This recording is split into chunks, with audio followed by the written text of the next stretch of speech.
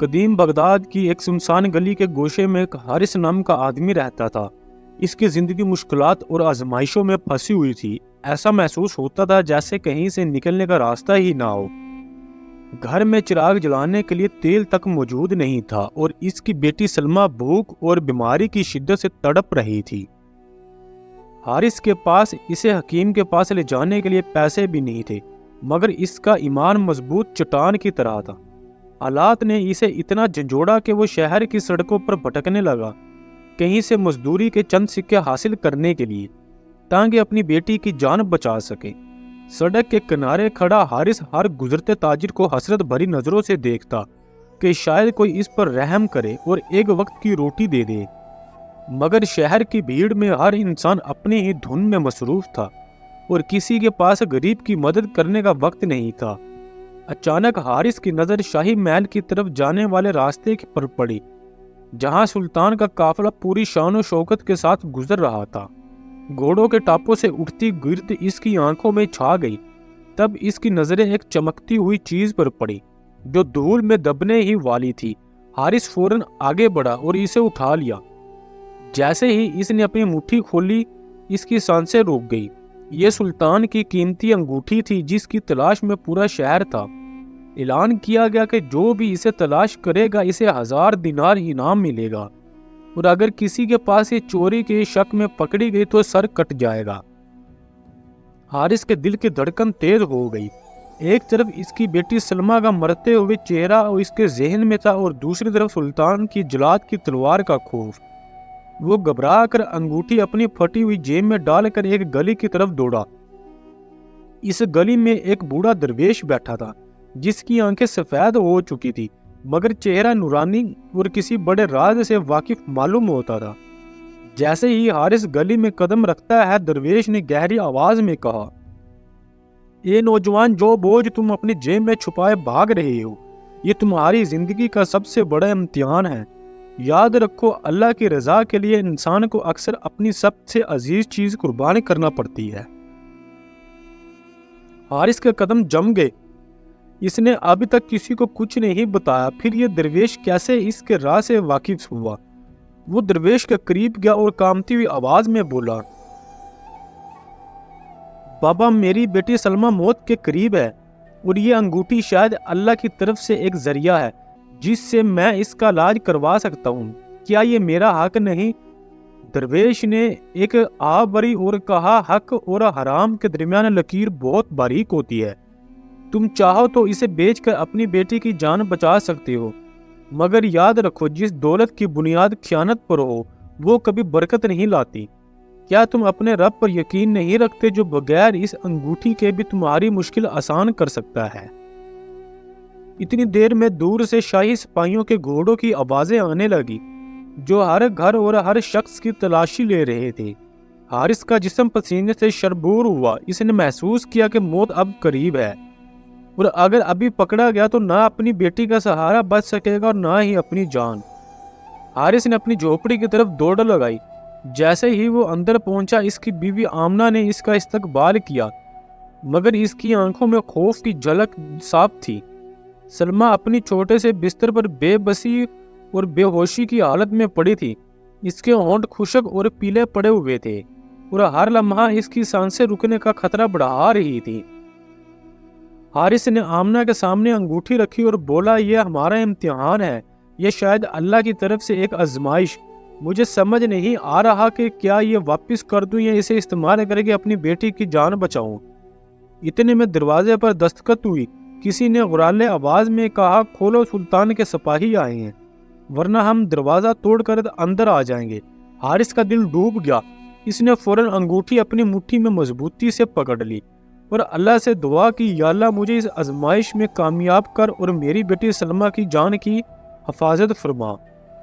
آمنہ نے خوف کے مارے اپنی بیٹی کو سینے سے لگا لیا۔ حارث نے دروازہ کھولا اور سامنے 4 شیر دل سپاہی کھڑے تھے جن کی آنکھوں میں رحم کا کوئی نشان نہیں تھا۔ سپاہیوں نے سردار حارث کی پھٹی ہوئی قمیض پکڑ کر باہر کھینچا اور غصے سے پوچھا، اے نادان، سلطان کی انگوٹھی کہاں ہے؟ ہمیں خبر ملی ہے کہ تم اس وقت محل کے راستے پر موجود تھے جب یہ گری تھی۔ حارث کی زبان سے جیسے جاگتی پتھر بن گئی تھی۔ وہ کچھ بھی کہنے کے قابل نہیں تھا۔ جیسے ہی انگوٹھی اس کی جیب سے نکل کر زمین پر گرنے والی تھی، اس نے اپنی مٹھی مضبوطی سے بند کر لی، مگر اس کا یہ حرکت سپاہیوں کی نظر سے اوجھل نہ رہ سکی۔ سپاہی سردار نے زہریلی مسکراہٹ کے ساتھ حارث کی کلائی مروڑ کر کہا، دکھا تمہاری مٹھی میں کیا چھپا ہوا ہے۔ جیسے ہی اس نے حارث کا ہاتھ کھولا، شاندار سلطانی انگوٹھی ہاتھ میں تھی۔ سپاہیوں نے فوراً حارث کو زنجیروں میں جکڑ لیا۔ آمنہ پیچھے سے چیختی رہی، یہ میرا شوہر ہے، چور نہیں ہے، اسے چھوڑ دو۔ حارث کو شاہی دربار کی طرف لے جایا گیا۔ سلطان اپنے تخت پر انصاف کا انتظار کر رہے تھے۔ حارث کے دل میں ایک ہی خیال تھا، کیا یہ میری زندگی کا آخری سفر ہے یا اللہ نے میرے لیے کوئی اور فیصلہ کر رکھا ہے؟ حارث کو زنجیروں میں جکڑ کر شاہی دربار میں پیش کیا گیا۔ دربار میں خاموشی چھا گئی، ہر نگاہ اس کی طرف تھی اور ہر دل میں ایک ہی سوال تھا، یہ عام آدمی اتنی بڑی سلطانی انگوٹھی کیسے لے آیا؟ سلطان نے اپنی گہری اور سنجیدہ نظریں حارث پر جمائی، پھر زور سے کہا، تو وہ بدقسمت انسان ہے جس نے میری قیمتی انگوٹھی میں خیانت کی۔ ہمت کی بات ہے، کیا تمہیں معلوم ہے کہ اس کا انجام کیا ہوگا؟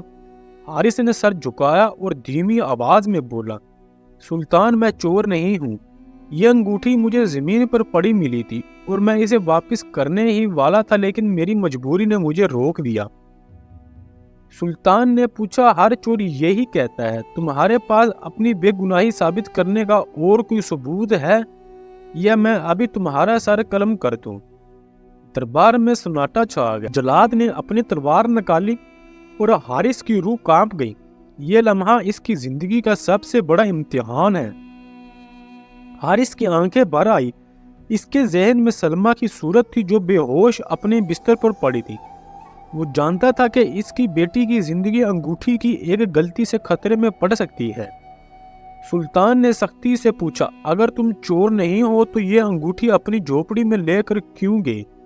تمہیں معلوم تھا کہ سزا صرف اور صرف موت ہے۔ حارث نے آنسو بہاتے ہوئے کہا، سلطان میری بیٹی سلمہ موت اور زندگی کی کشمکش میں ہے۔ میرے پاس اسے حکیم کے پاس لے جانے کا کوئی ذریعہ نہیں تھا۔ جب مجھے یہ انگوٹھی زمین پر ملی تو میرے دل میں انسان اور والد کے درمیان جدوجہد ہوئی۔ میرا دل کہہ رہا تھا کہ اسے بیچ کر اپنی بیٹی کی جان بچاؤ، لیکن میرا ایمان چیخ رہا تھا کہ حرام سے اپنی بچی کو نہیں بچایا جا سکتا۔ شفاعت دینے والا صرف اللہ ہے اور حرام کے لقمے سے برکت نہیں آتی۔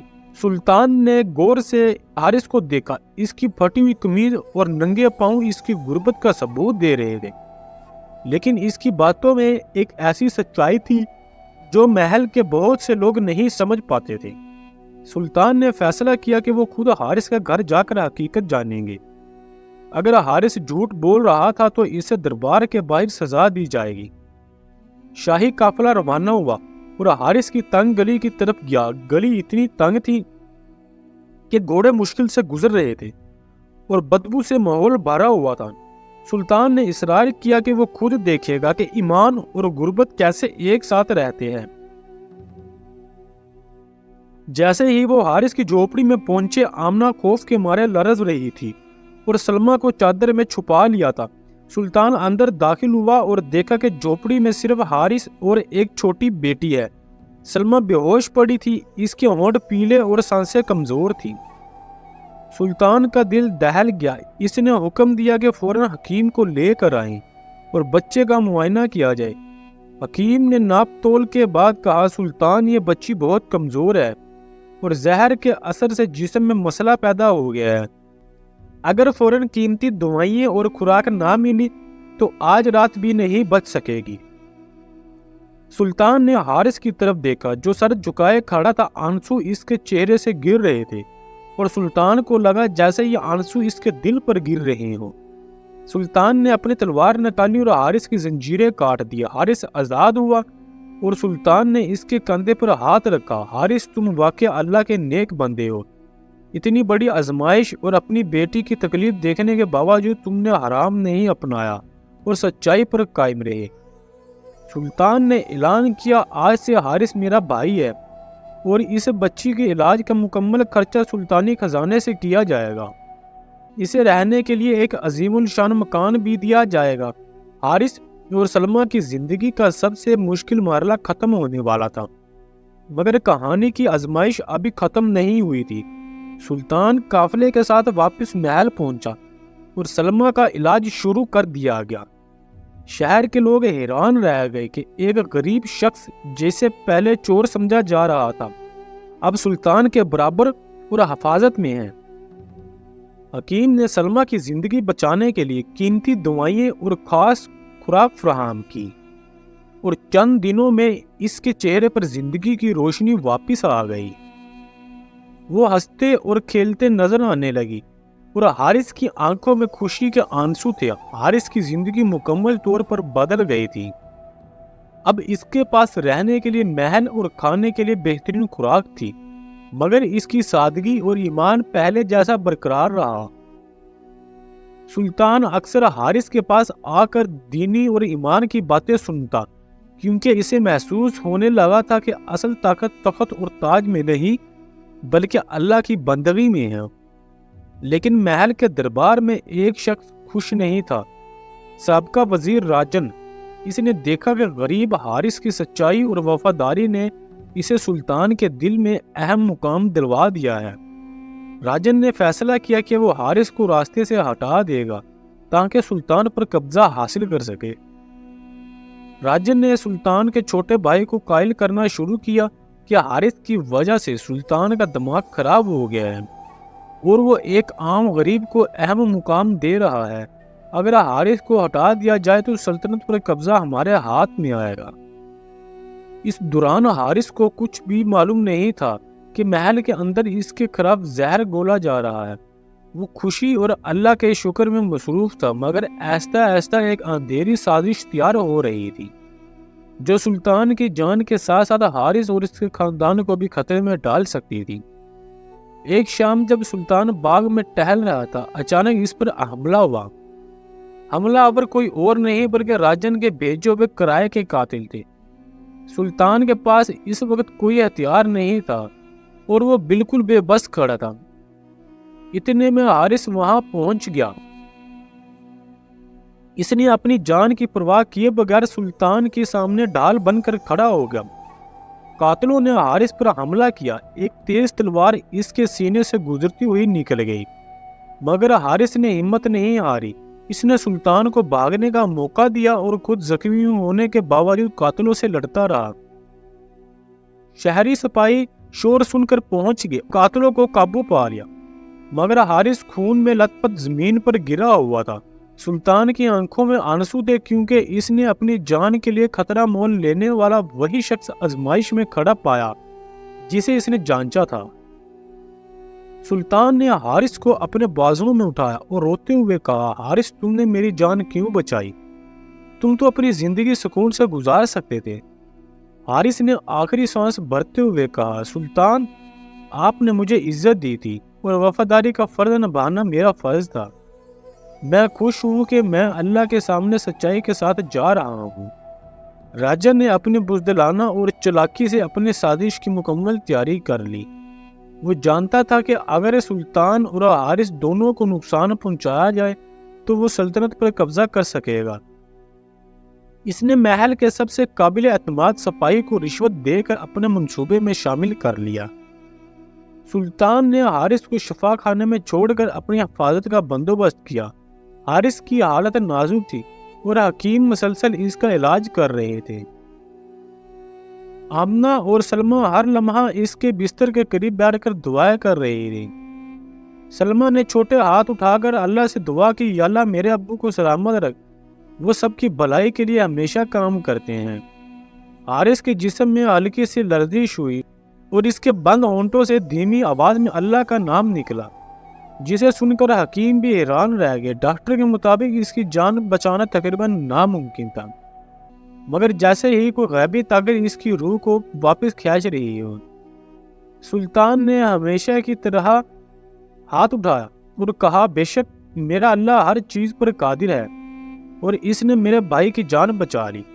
راجن نے جب سنا کہ حارث ٹھیک ہو گیا ہے تو اس کے دن اور راتوں کی نیندیں حرام ہو گئی تھی۔ اس نے منصوبہ بنایا کہ اب وہ آخری اور سب سے خطرناک چال چل کر سلطان اور حارث دونوں کا نام و نشان مٹا دے گا۔ رات کے اندھیروں میں راجا نے اپنی باغی سپاہیوں کے ساتھ سلطان کے کمرے کی طرف بڑھنا شروع کیا، جہاں سلطان گہری نیند میں سو رہے تھے۔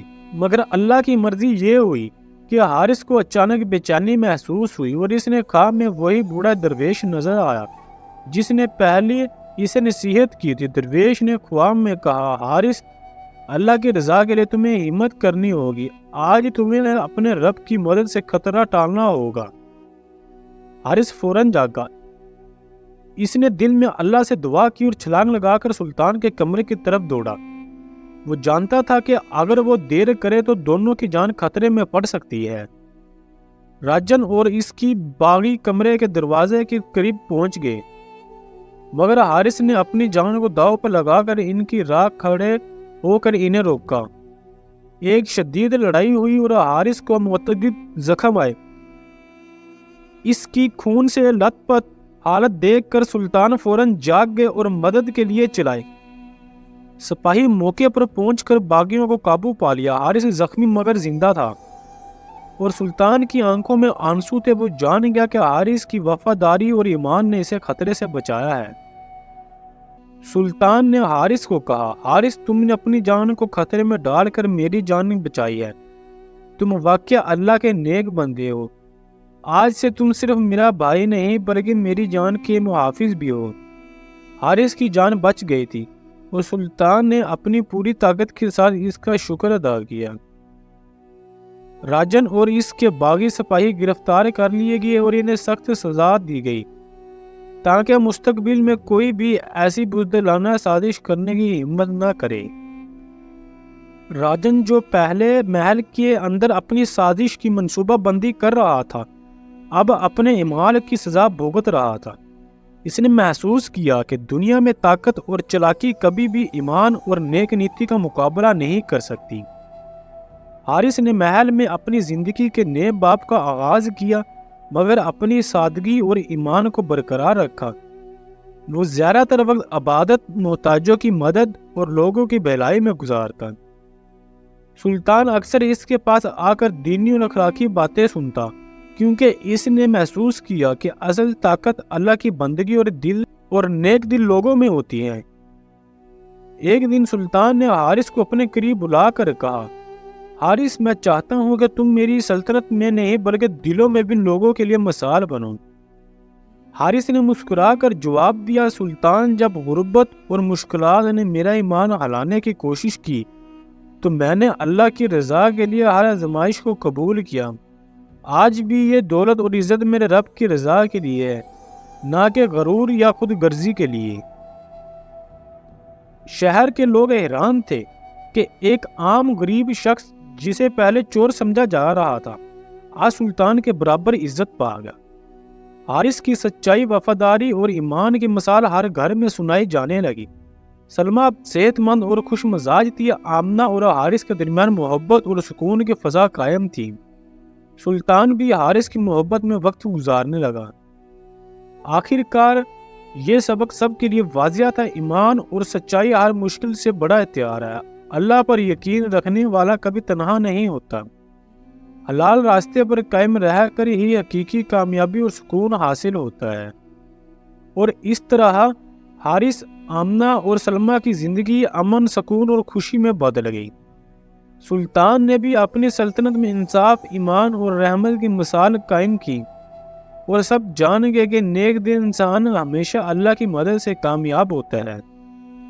پوری کہانی سننے کے لیے آپ سب دوستوں کا بہت شکریہ۔ آپ کو یہ کہانی کیسی لگی پلیز کمنٹس میں اپنی رائے دیں، اور ہمارا channel story T V official کو سبسکرائب کریں، بیل آئیکن کا بٹن دبائیں تاکہ ہر آنے والی نئی ویڈیو بآسانی آپ تک پہنچتی رہے۔